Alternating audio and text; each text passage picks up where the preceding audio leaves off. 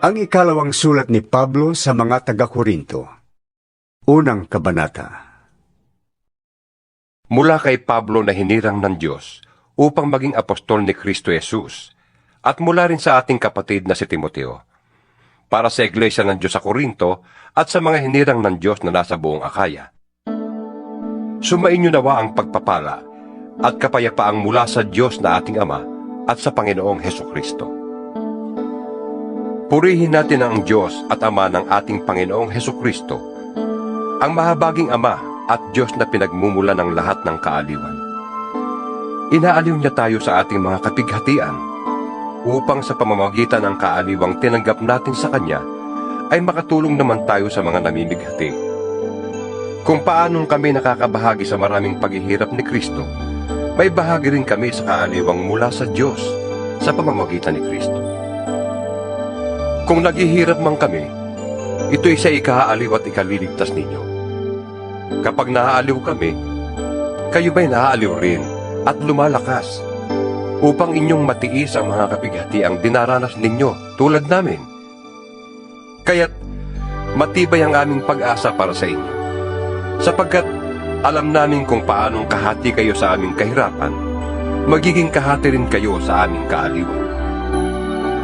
Mga kapatid, ibig naming malaman ninyo ang mga kapighatiang dinanas namin sa Asya. Napakabigat ng aming dinanas. Ano pa't akala namin ay mamamatay na kami? Para kaming nahatulan ng kamatayan. Nangyari yon upang huwag kaming manalig sa aming sarili, kundi sa Diyos na muling bumubuhay sa mga patay. Iniligtas niya kami sa malagim na kamatayan at patuloy na ililigtas. Kami umaasa na patuloy niya kaming ililigtas sa tulong ng inyong mga panalangin. Sa gayon, marami ang magpapasalamat sa Kanya dahil sa pagpapala niya sa amin bilang tugon sa panalangin ng marami. Ito ang aming ipinagmamalaki at pinapatunayan naman ang aming budhi. Tapat at walang pagkukunwari ang aming pakikitungo sa lahat, lalo na sa inyo. Nagawa namin ito sa tulong ng Diyos at hindi sa pamamagitan ng karunungan ng tao. Ang isinulat namin sa inyo, yun lamang kaya ninyong basahin at unawain. Gayunpaman, hindi pa rin ninyo kami maunawaan ng lubos. Umaasa akong mauunawaan din ninyo kami, upang sa araw ng Panginoong Hesus, ipagmamalaki ninyo kami kung paanong ipagmamalaki rin namin kayo. Dahil sa natitiyak ko ito, binala kong pumunta muna dyan upang mag-ibayo ang inyong kasiyahan. Binala kong dumaan muna dyan pagpunta ko sa Macedonia, at dumaan uli pagbabalik ko galing doon upang matulungan ninyo ako sa pagpunta ko sa Judea. Ako ba'y nagdadalawang isip ng balaking ko ito? Ako ba'y nagpaplanong tulad ng mga taga-sanlibutan na nagsasabing, oo, at pagkatapos hindi naman pala? Kung paanong ang Diyos ay tapat, gayon din ang salita ko sa inyo. Ang oo ko ngayon ay mananatiling oo. Ang anak ng Diyos na si Hesukristo na ipinangaral namin ni Silvano at Timoteo ay hindi oo at hindi. Dahil lagi siyang oo, sapagkat siya ang katuparan ng lahat ng pangako ng Diyos. Dahil sa Kanya, nakakasagot tayo ng amen sa ikaluluwalhati ng Diyos. Ang Diyos ang nagpapatibay sa amin at sa inyo sa pamamagitan ng pakikipag-isa kay Kristo. At siya rin ang humirang sa amin. Nilagyan niya kami ng Kanyang tatak at pinagkalooban ng Kanyang Espiritu bilang patunay na tutuparin niya ang Kanyang mga ipinangako. Saksi ko ang Diyos. Alam niya ang laman ng aking puso. Hindi muna ako pumunta riyan sa Korinto sapagkat kayo rin ang inaalala ko. Hindi sa ibig namin pangunahan kayo, sapagkat alam naming matatag na kayo sa pananampalataya. Nais lamang naming tumulong upang maging maligaya kayo. Ikalawang kabanata. Pinasya kong wag na munang pumunta riyan upang hindi kayo muling madulutan ng kalungkutan. Sapagkat kung dudulutan ko kayo ng kalungkutan, sino pa ang aaliw sa akin? Hindi ba kayo rin? Kaya, sumulat muna ako sa inyo. Ayoko sa pagpunta ko riyan ay dulutan ng lungkot ang mga taong dapat magpaligaya sa akin. Sapagkat natitiyak kong ang aking kaligayahan ay kaligayahan din ninyong lahat. Ang puso ko'y puno ng lungkot at pag-aalala nang sulatan ko kayo. At maraming luha ang tumulo habang sinusulat ko yun. Sumulat ako sa inyo, hindi upang kayo'y dulutan ng kalungkutan, kundi upang ipadama sa inyo kung gaano kalaki ang aking pagmamahal. Kung may nagdulot ng kalungkutan kanino man, hindi sa akin ito ginawa. Hindi sa pinalalaki ko ang bagay na ito, pero ang totoo, kayong lahat ang dinulutan niya ng kalungkutan. Sapat na ang parusang iginawad sa kanya ng nakararami sa inyo. Dapat na ninyo siyang patawarin at aliwin upang hindi naman siya tuluyang masiraan ng loob. Kaya nakikiusap akong ipadama ninyo sa kanya na siya'y mahal pa rin ninyo.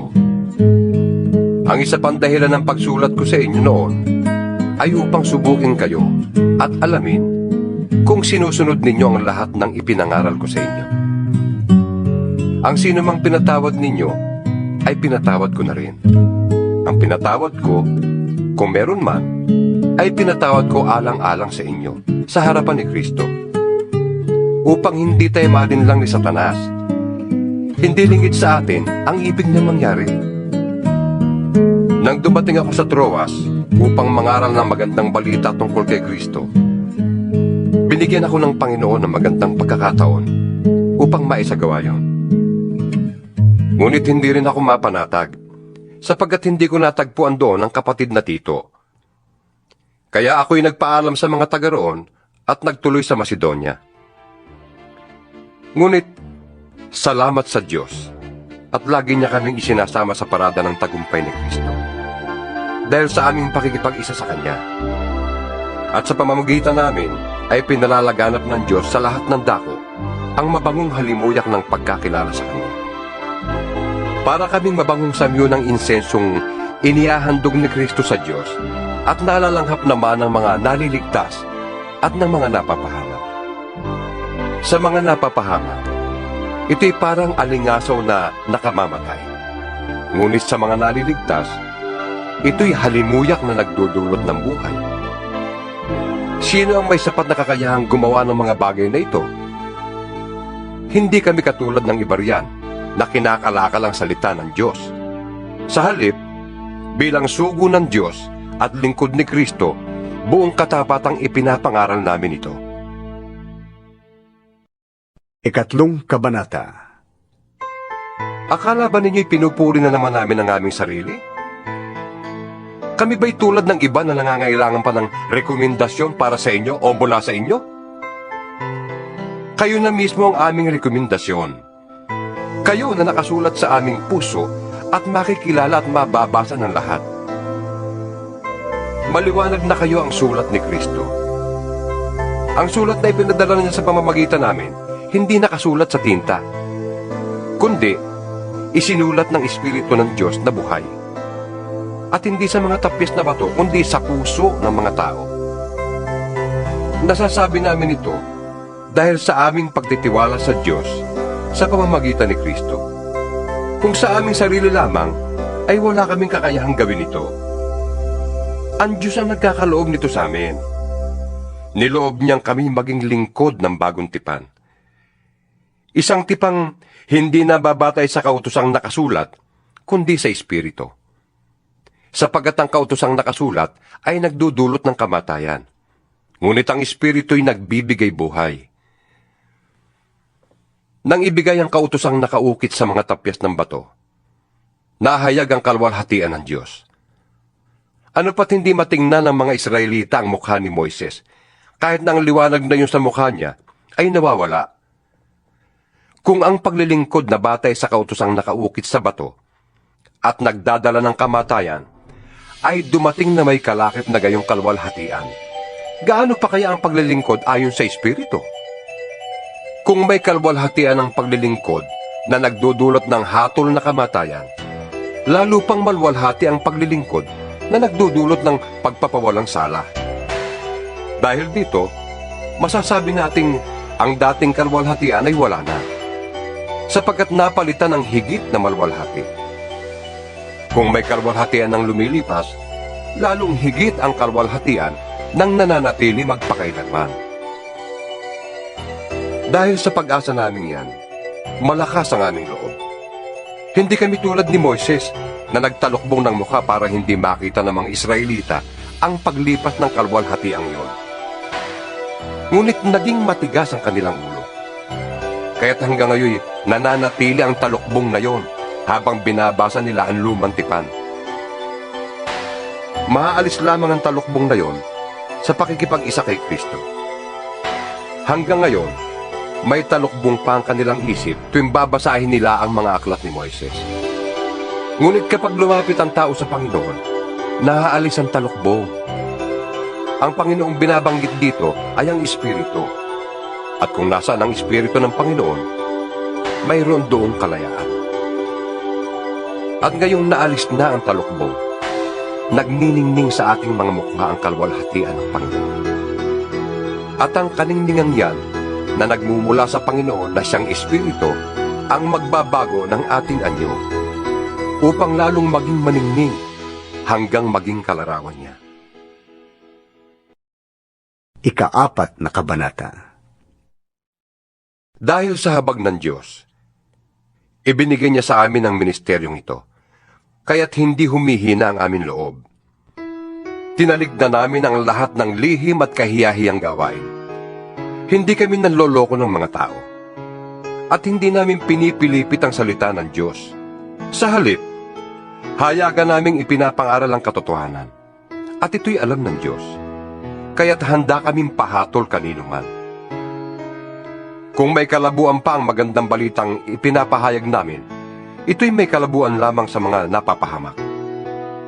Hindi sila sumasampalataya sapagkat ang kanilang isip ay binulag ng Diyos ng kasamaan sa daigdig na ito, upang hindi nila makita ang liwanag na magandang balita tungkol sa kalwalhatian ni Kristo na siyang larawan ng Diyos. Hindi namin ipinapangaral ang aming sarili, kundi si Kristo Jesus bilang Panginoon. At kami ay lingkod ninyo alang-alang kay Jesus. Sapagkat ang Diyos na nagsabing, mula sa kadiliman ay sisilang ang liwanag, ay siya ring nagbigay liwanag sa aming isip upang makilala namin ang kadakilaan ng Diyos na nahahayag sa mukha ni Kristo. Ngunit kaming pinagkalooban ng kayamanang espiritual na ito ay hamak na sisidlan lamang tulad ng mga palayok, upang ipakilalang ang dakilang kapangyarihang ito ay sa Diyos at hindi sa amin. Ginigipit kami sa magkabi-kabila, ngunit di nalulupig. Kung minsan nag-aalinlangan kami, ngunit di nawawala ng pag-asa. Pinag-uusig kami, ngunit hindi kami pinababayaan ng Panginoon. Napapabagsak kami, ngunit di tuluyang napapatay. Lagi kong taglay sa aking katawan ang kamatayan ni Jesus, upang sa pamamagitan ng katawan ko'y mahayag ang kanyang buhay. Habang kami ay nabubuhay, lagi kaming nabibingit sa kamatayan, alang-alang kay Kristo, upang sa aming katawang may kamatayan, ay mahayag ang kanyang buhay. At habang ako'y dahan-dahang namamatay, kayo na may nagkakaroon ng buhay. Sinasabi ng kasulatan, nagsalita ako sapagkat ako'y sumampalataya. Sa ganoon ding diwa ng pananampalataya, nagsasalita ako dahil ako'y sumasampalataya. Sapagkat alam naming ang Diyos na muling bumuhay sa Panginoong Hesus ay siya ring bubuhay sa amin kasama niya at magdadala sa atin sa kanyang piling. Ang lahat ng pagtitiis ko ay para sa kapakanan ninyo, upang sa pagdami ng mga nakakatanggap ng mga kaloob ng Diyos, lalo namang dumami ang magpapasalamat at magpupuri sa Kanya. Kaya hindi kami nasisiraan ng loob. Kahit na humihina ang aming katawan lupa, patuloy namang lumalakas ang aming espiritu araw-araw. Ang bahagya at panandali ang kapighati ang dinaranas namin ngayon ay magbubunga ng kagalakang walang hanggan at walang katulad. Kaya't ang paningin namin ay nakatuon sa mga bagay na di nakikita at hindi sa mga bagay na nakikita. Sapagkat panandalian lamang ang mga bagay na nakikita. Ngunit walang hanggan ang mga bagay na di nakikita.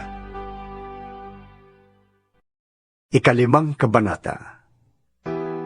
Alam natin kapag nasira na ang toldang tinatahanan natin ngayon, ang ating katawang lupa, tayo'y may tahanan sa langit na hindi nasisira.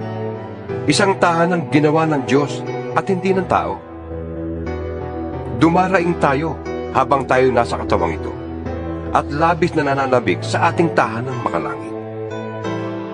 Upang kung tayo mabihisan na nito, hindi tayo matagpo ang hubad. Habang nakatira pa tayo sa toldang ito, tayo'y namimigati at dumaraing.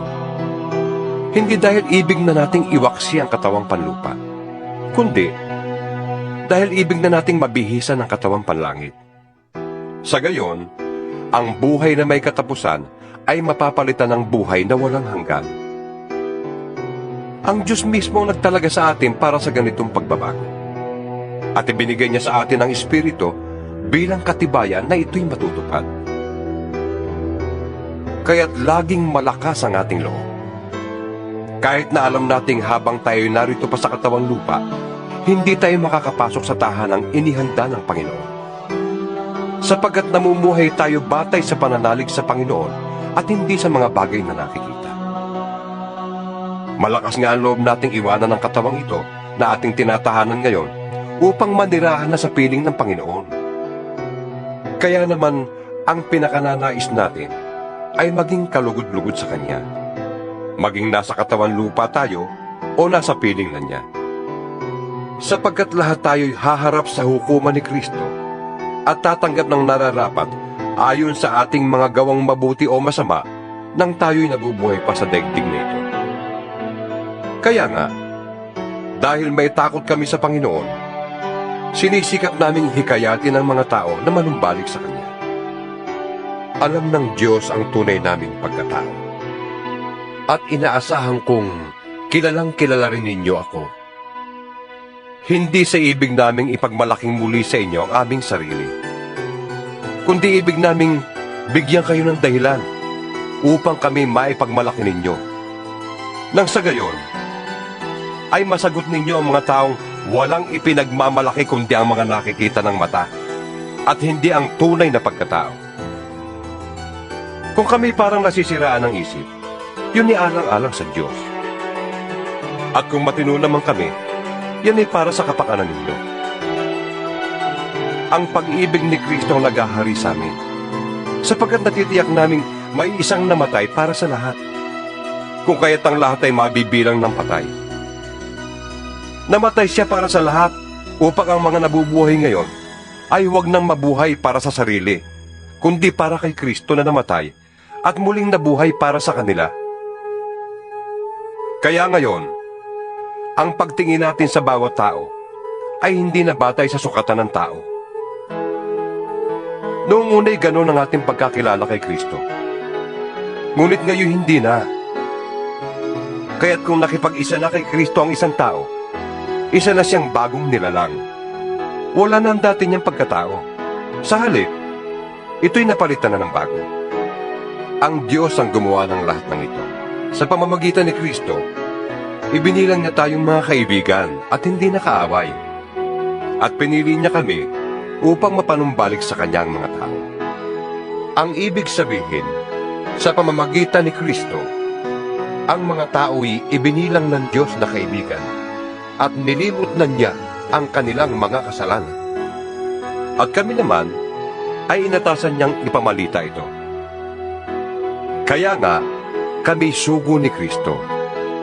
Ang Diyos mismo nakikiusap sa inyo sa pamamagitan namin.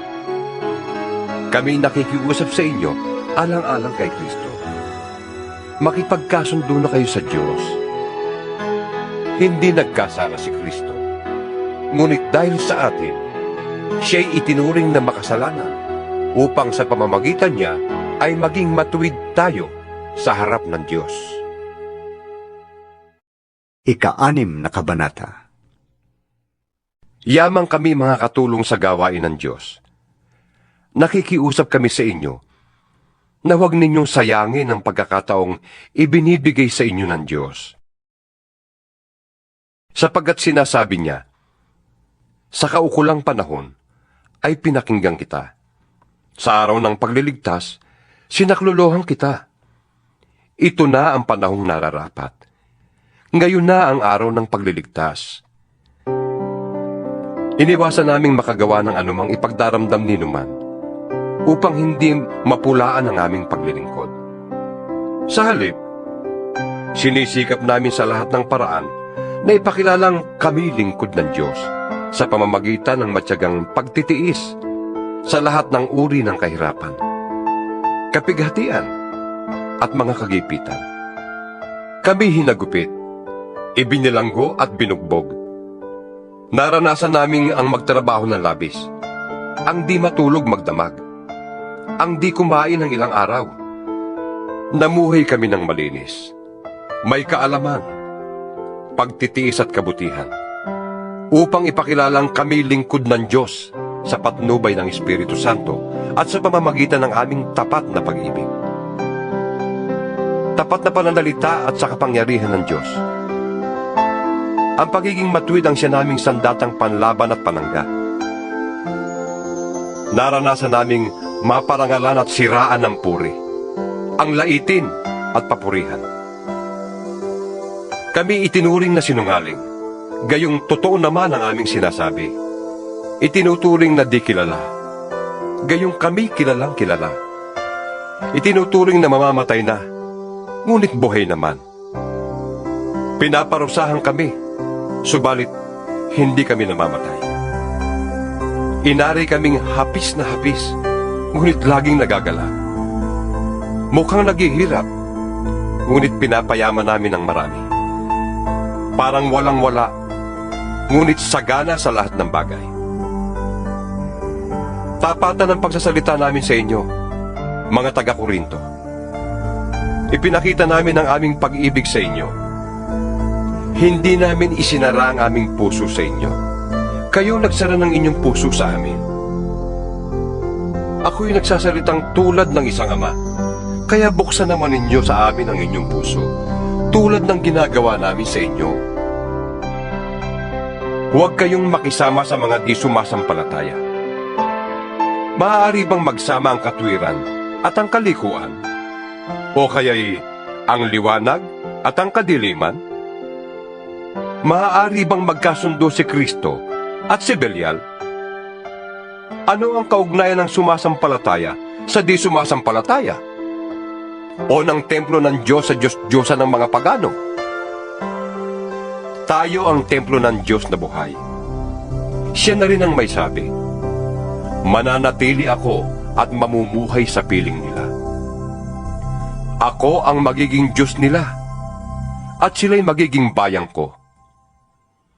Kaya't lumayo kayo sa kanila. Humiwalay kayo sa kanila, sabi ng Panginoon. Huwag kayong makisama sa anumang karumihan, at tatanggapin ko kayo. Ako ang magiging ama ninyo, at kayo'y magiging anak ko. Sabi ng Panginoong makapangyarihan sa lahat. Ika-7 kabanata. Mga minamahal, yamang ipinangako sa atin ang mga bagay na ito. Linisin natin ang ating sarili sa lahat ng nakapagpaparumi sa ating katawan at espiritu.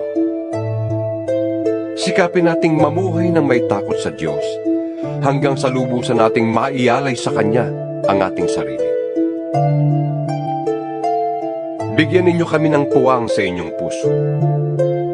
Kailan may hindi namin pininsala, siniraan o dinaya ang sino man sa inyo. Sinasabi ko ito hindi upang hatulang kayo, sapagkat gaya ng sinabi ko, mahal na mahal namin kayo at magkasama tayo sa buhay at kamatayan. Lubos ang aking pagtitiwala sa inyo. Lagi ko kayong ipinagmamalaki. Sa kabila ng lahat naming tinitiis, ang nadarama ko'y kaaliwan. nag-uumapaw sa puso ko kagalakan. Nang kami nasa Macedonia, hindi rin kami nakapagpahinga.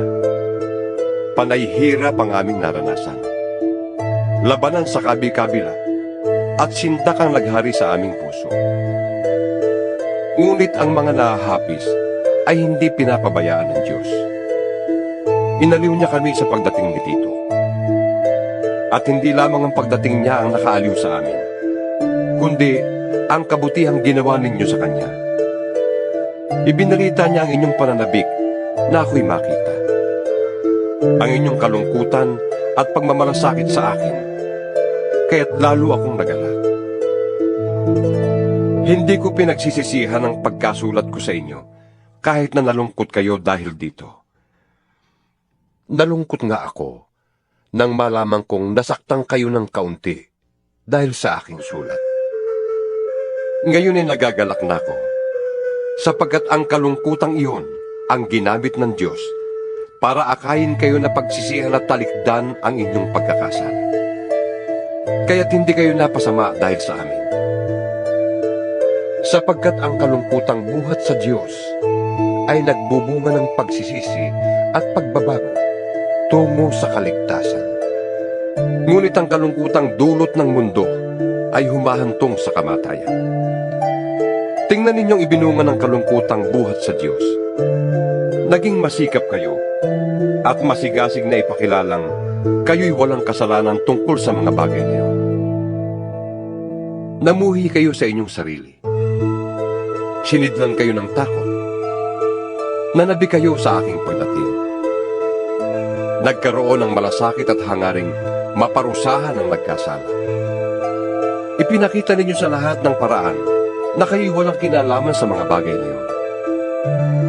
Alam ng Diyos na ang pagsulat ko sa inyo ay hindi dahil sa taong nagkasala, ni sa taong ginawa ng kasalanan, kundi upang makita ninyo kung gaano ang inyong pagmamalasakit sa amin. Kaya ang ginawa ninyo ay nagdulot sa amin ng malaking kaaliwan. At nalubos ang aming kagalakan dahil sa kasiyahang nadama ni Tito sa inyong piling. Ipinagmalaki ko kayo sa kanya at hindi naman ako napahiya. Sapagkat kung paanong lahat ng sinasabi ko sa inyo ay totoo, napatunayang totoo rin ang lahat ng sinabi ko kay Tito tungkol sa inyo. At habang iniisip niya ang inyong pagkamasunurin, lalo naman kayong napapamahal sa kanya, hindi rin niya malimut-limutan ang magandang pagtanggap at paggalang ninyo sa kanya. Labis akong nagagalak dahil kayo'y lubos kong mapagkakatiwalaan. Ikawalong kabanata. Ibig naming ibalita sa inyo, mga kapatid, ang nagawa ng kagandahang loob ng Diyos sa mga iglesia sa Macedonia. Dumanas sila ng matinding kahirapan at ito'y isang mahigpit na pagsubok sa kanila. Ngunit sa kabila ng kanilang paghihikahos, masayang-masaya pa rin sila at bukas ang palad sa pagbibigay. Sila'y kusang loob na nag-abuloy, hindi lamang sa abot ng kanilang kaya, kundi higit pa. Alam ko ito sapagkat mahigpit nilang ipinakiusap sa amin na sila'y bigyan ng pagkakataong makatulong sa mga kapatid sa Judea. At higit sa inaasahan namin, inilaan nila ang kanilang sarili. Una sa Panginoon, at pagkatapos sa amin, ayon sa kalooban ng Diyos. Kaya't pinakiusapan namin si Tito, yamang siyang nagsimula nito, na kayo'y tulungan niya hanggang sa malubos ang pagkakawang gawa ninyong ito. Kayo'y tanyag sa pananampalataya, sa pagpapahayag, sa kaalaman, sa kasipagan, at sa inyong pag-ibig sa amin. Sikapin din ninyong manguna sa pagkakawang gawa. Hindi sa inuutusan ko kayo. Sinasabi ko lamang sa inyo ang ginagawang pagtulong ng iba upang masubok ang katapatan ng inyong pag-ibig. Hindi kaila sa inyo ang kagandahang loob ng ating Panginoong Hesukristo. Kahit na mayaman, nagpakadukha siya upang mapayaman kayo sa pamamagitan ng kanyang pagiging dukha. Kaya ito ang payo ko. Ipagpatuloy ninyo ang inyong pangungulekta na sinimula noon pang 1 taon. Kayong nanguna, hindi lamang sa pagsasagawa nito, kundi maging sa pagbabalak. Kaya't ituloy na ninyo ito. Ang sigasig na ipinakita ninyo noon ay ipagpatuloy ninyo hanggang sa matapos. Magbigay kayo ayon sa inyong makakaya. Sapagkat kung bukal sa kalooban ng pagbibigay, tatanggapin ng Diyos ang inyong nakayanan. Hindi niya hinihintay na magbigay kayo ng hindi ninyo kaya. Hindi sa ibig kong guminhawa ang iba at mabigatan naman kayo. Masagana kayo ngayon.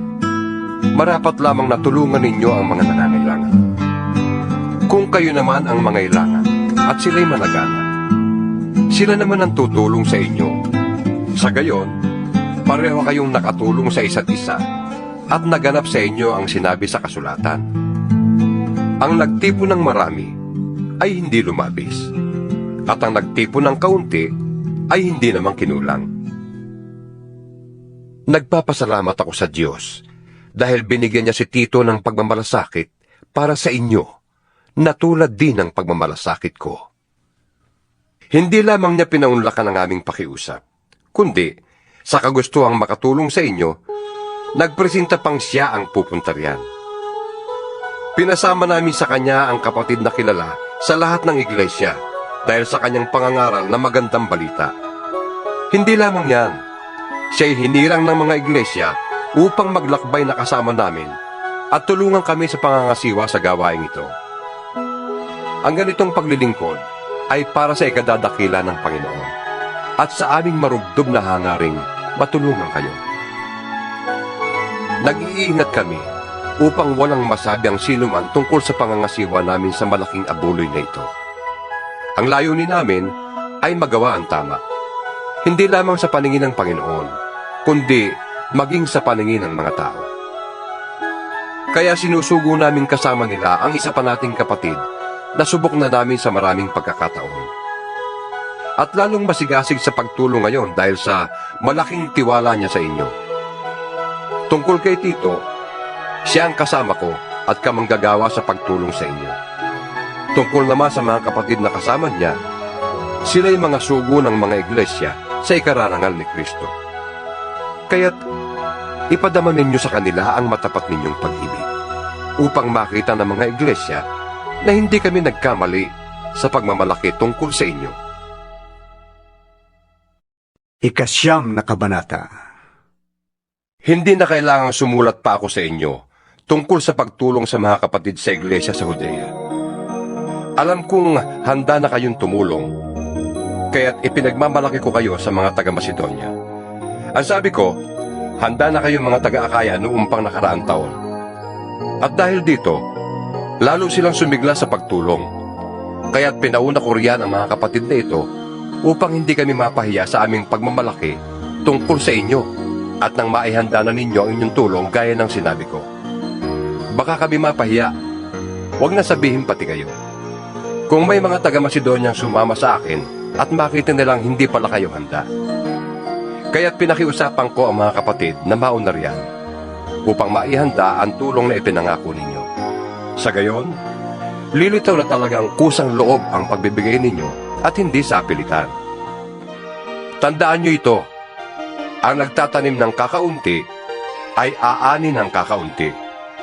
At ang nagtatanim naman ng marami ay aani ng marami. Ang bawat isa'y dapat magbigay ayon sa sariling pasya. Maluwag sa loob at di napipilitan lamang.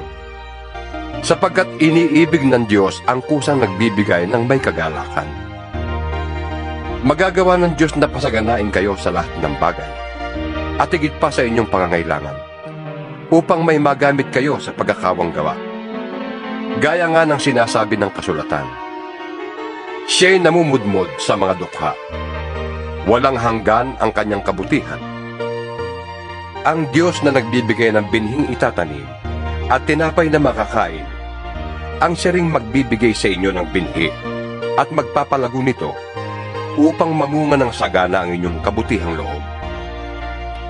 Pasasaganain niya kayo sa lahat ng bagay upang mas marami ang inyong matulungan. Sa gayon, mas dadami ang magpapasalamat sa Diyos dahil sa inyong tulong na dadalhin namin sa kanila. Ang pagtulong ninyong ito sa mga kapatid ay hindi lamang makatutugon sa kanilang pangangailangan, kundi magiging dahilan pa ng walang hanggang pagpapasalamat nila sa Diyos. Ang bukas palad ninyong pagbibigay sa kanila at sa lahat ay magpapatunay na matapat ninyong sinusunod ang magandang balita ni Kristo. Dahil dyan, magpupuri sila sa Diyos. Kaya't buong pagmamahal nila kayong idadalangin. Dahil sa dakilang kaloob ng Diyos sa inyo. Salamat sa Diyos dahil sa kaloob niyang walang kapantay. Ikasampung kabanata. Akong si Pablo.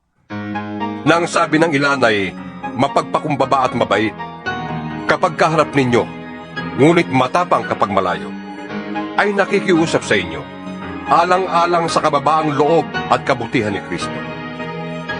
Ipinapakiusap kong huwag ninyo kung piniting magsalita ng mabigat pagdating ko riyan. Dahil kaya kong gawin yun sa mga nagsasabing kami namumuhay ayon sa laman.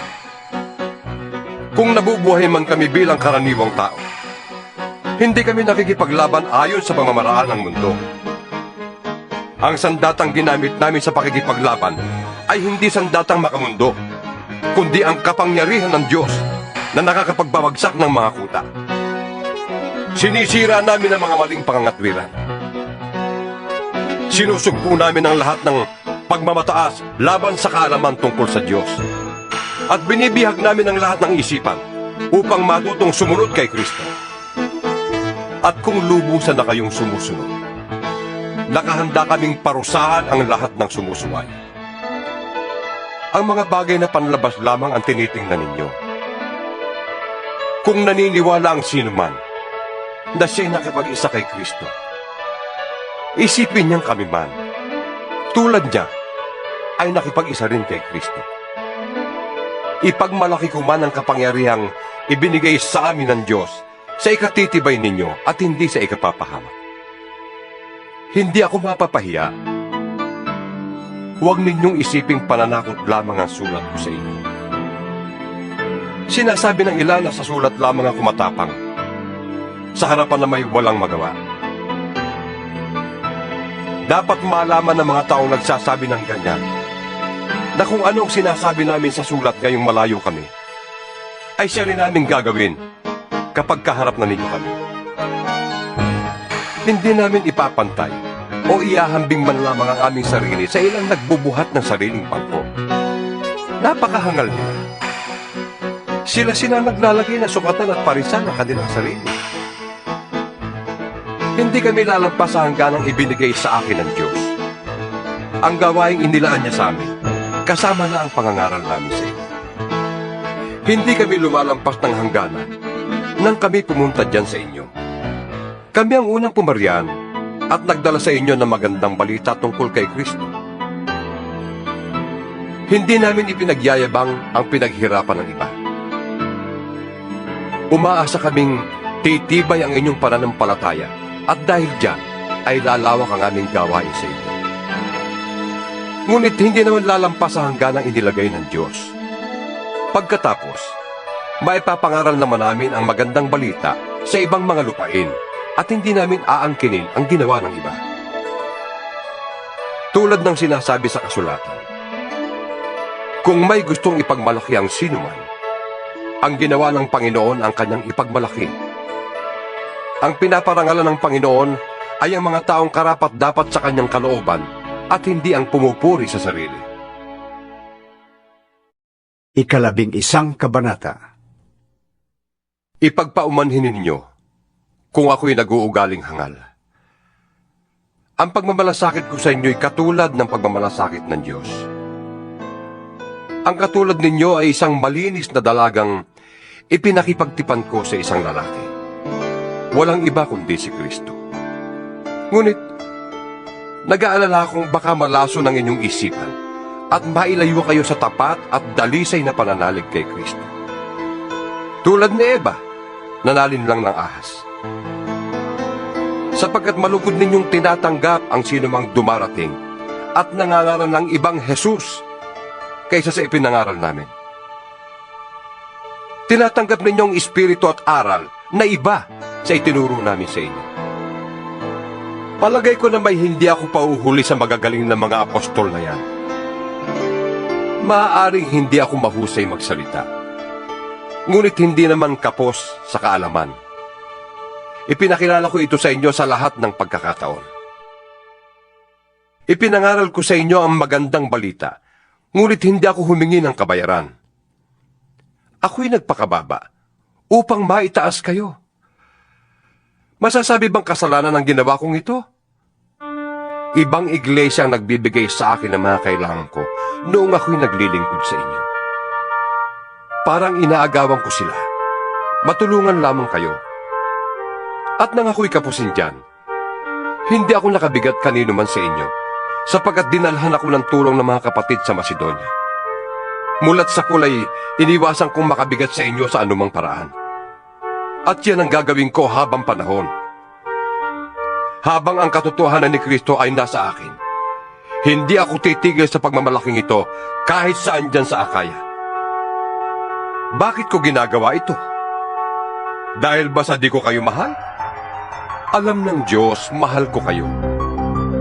Ngunit patuloy kong gagawin ang ginagawa ko ngayon upang huwag magkaroon ng katwiran ang mga namamalita na ang paglilingkod nila ay tulad ng aming ginagawa.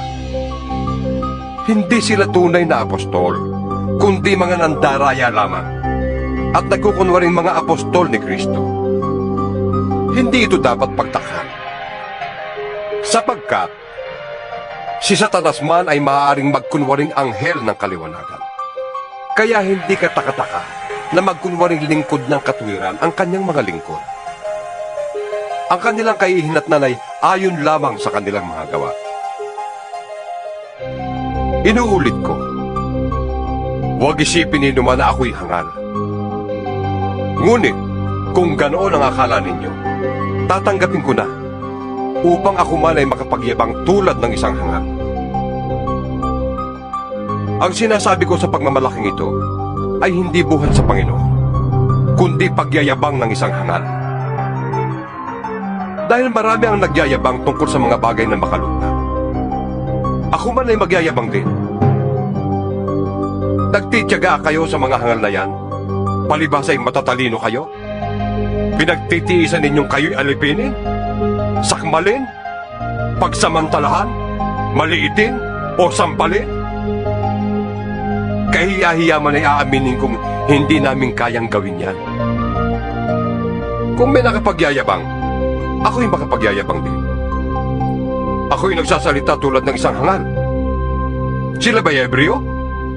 Ako man. Mga Israelita ba sila? Ako rin. Lepi ba sila ni Abraham? Ako'y ganun din. Sila ba'y mga lingkod ni Kristo? Nagsasalita akong parang isang baliw. Ngunit, ako'y mas mabuting lingkod ni Kristo kaysa kanila. Higit ang aking paghihirap kaysa sa kanila. Makailang ulit akong nabilanggo. Hinagupit ng maraming beses. At madalas na nabingit sa kamatayan. 5 beses akong tumanggap ng 39 na palo mula sa mga Hudyo. 3 ulit kong naranasang hagupitin ng mga Romano at minsan namang binato. 3 beses kong naranasang mawasak ang barkong sinasakyan. At minsan maghapot magdamag akong lulutang-lutang sa dagat. Sa malimit kong paglalakbay, nalagay ako sa iba't ibang panganib. Sa mga ilog, sa mga tulisan, sa mga kapwa ko Hudyo, at sa mga hintil. Mga panganib sa lungsod, sa ilang, sa dagat, sa mga nagpapanggap na mananampalataya. Naranasan ko rin ang labis na hirap at pagod, malimit na pagpupuyat, matinding gutom at uhaw. Naranasan kong ginawin, ngunit wala man lamang maibalaban.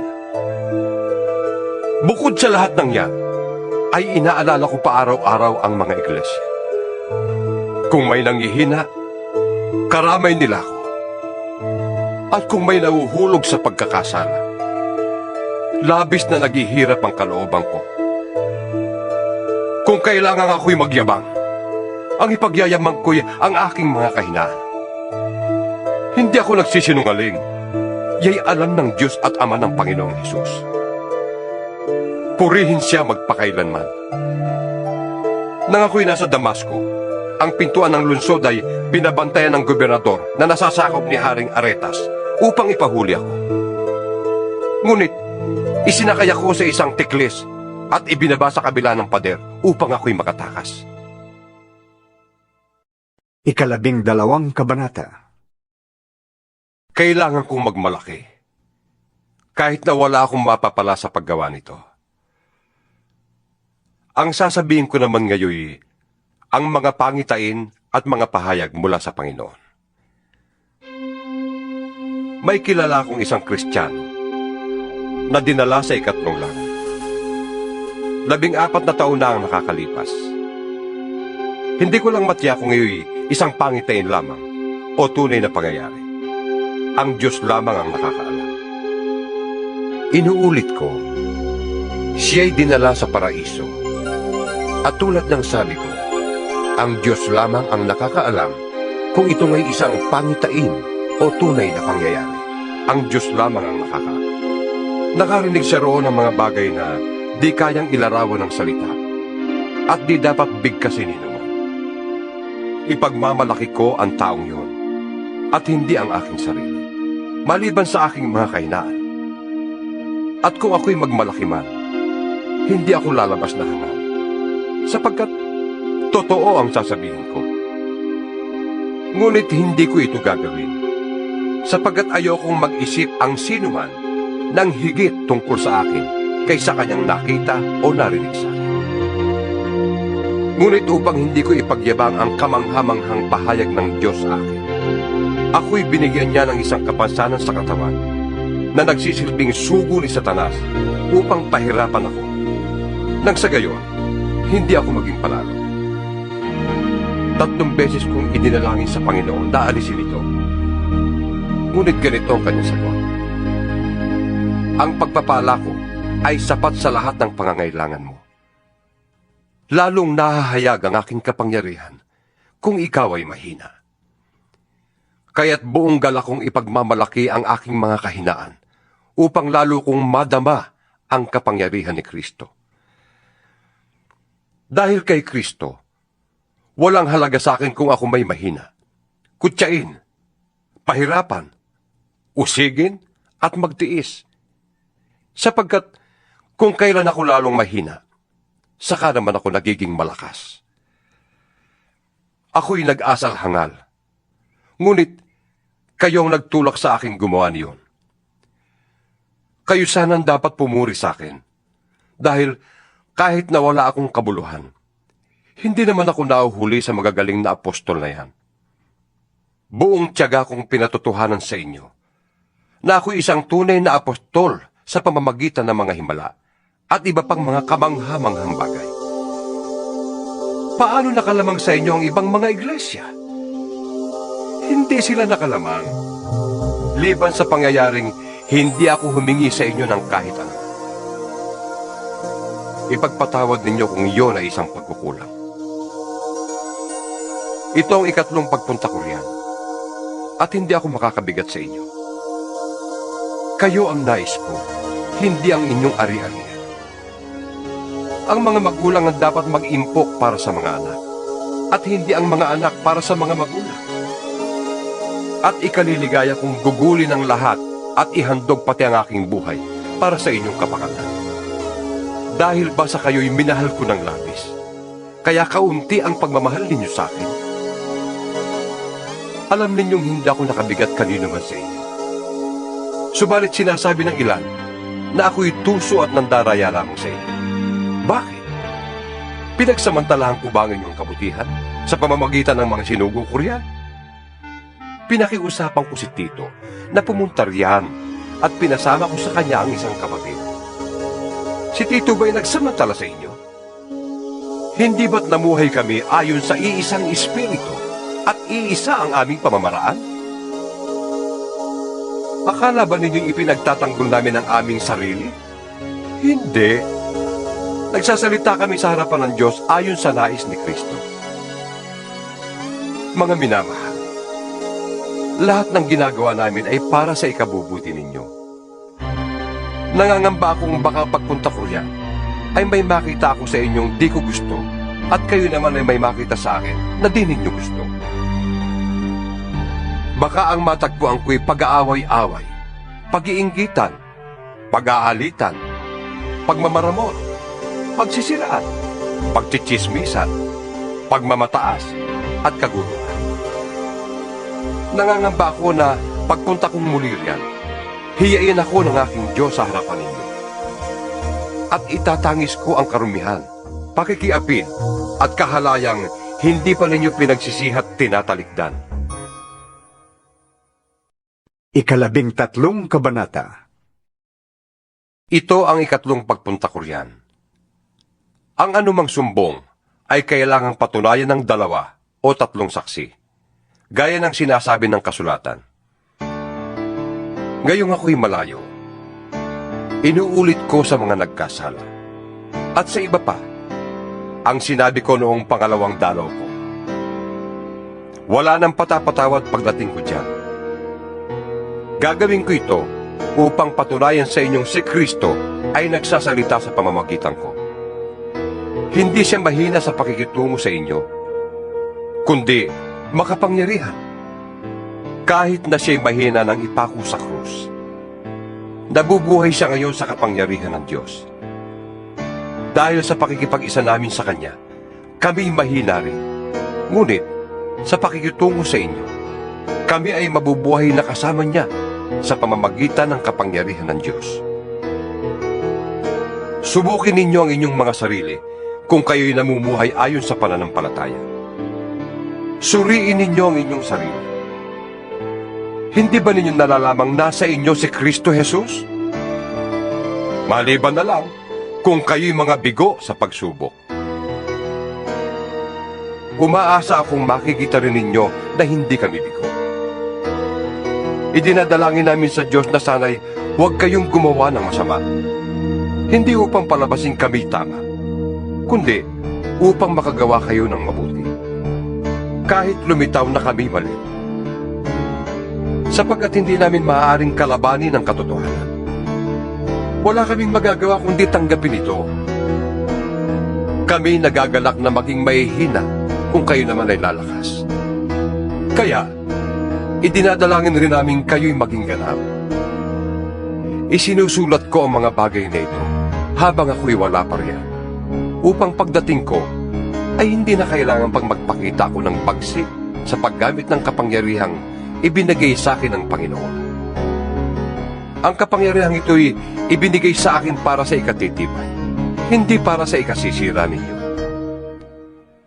Hanggang dito na lamang mga kapatid, at paalam na sa inyo.